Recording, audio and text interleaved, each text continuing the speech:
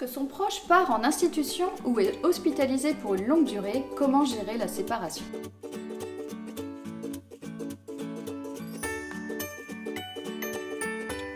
Accepter la dure réalité de voir son conjoint, son père ou sa mère perdre en autonomie au fil des jours est stressant.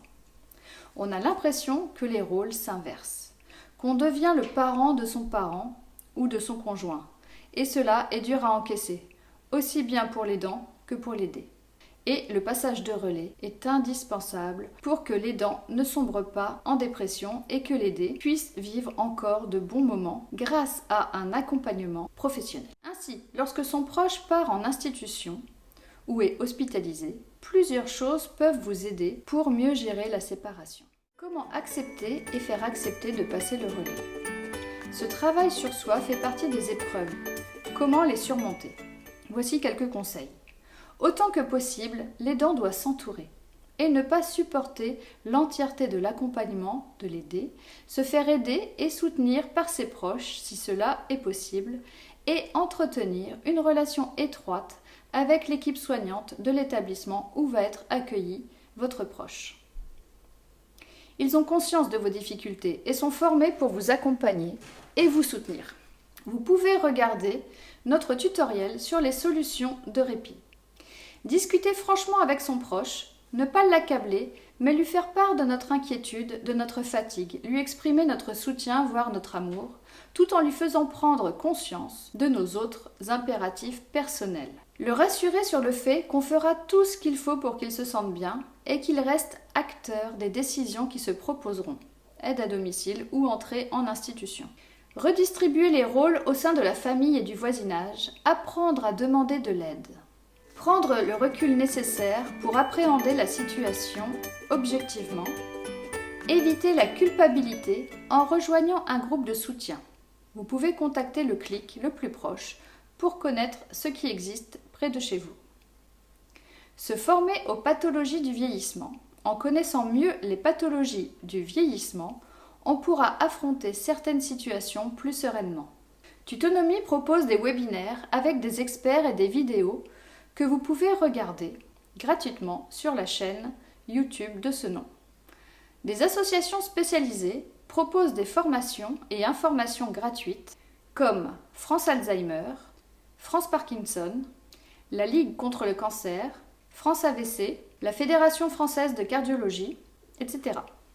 Se garder du temps pour soi, prendre soin de soi est primordial dans la vie pour être en paix avec soi-même, ancré sur la réalité, pour limiter ses frustrations et pour se sentir plus épanoui. Votre proche sera d'autant mieux accompagné que vous êtes bien dans vos baskets.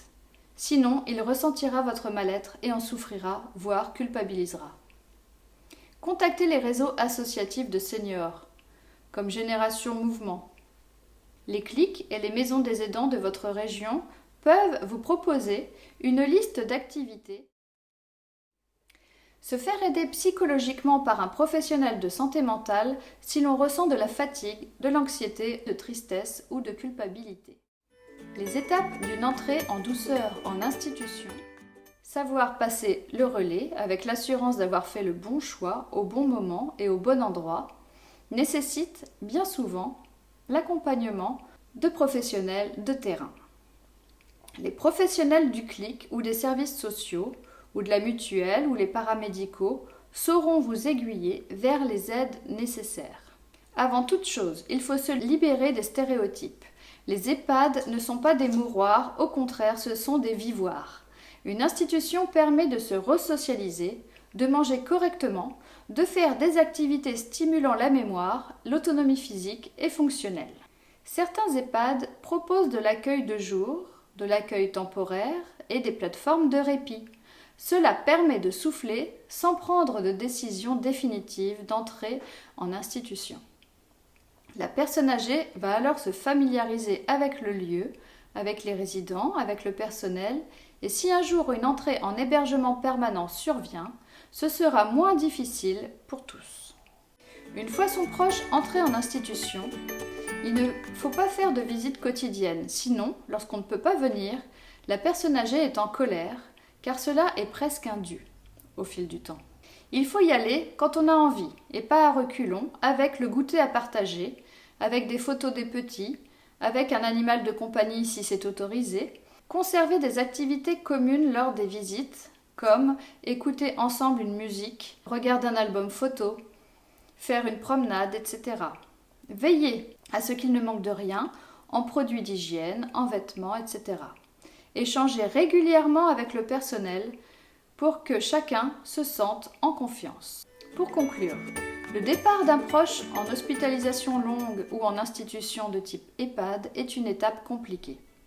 Dans ces moments, le sentiment d'abandon, de culpabilité, de notion de devoir conjugal, de loyauté sont réactivés. L'idéal est de passer par des étapes d'absence progressive pour s'habituer au départ de l'autre, comme les solutions de répit temporaire. Les accueils de jour, les séjours temporaires en EHPAD. Être accompagné est essentiel. Il ne faut pas hésiter à rejoindre des groupes de soutien, à rencontrer les équipes de soignants, à venir assister aux activités de la résidence et à vous rapprocher d'associations de seniors pour partager sur votre vécu et vous sentir moins seul.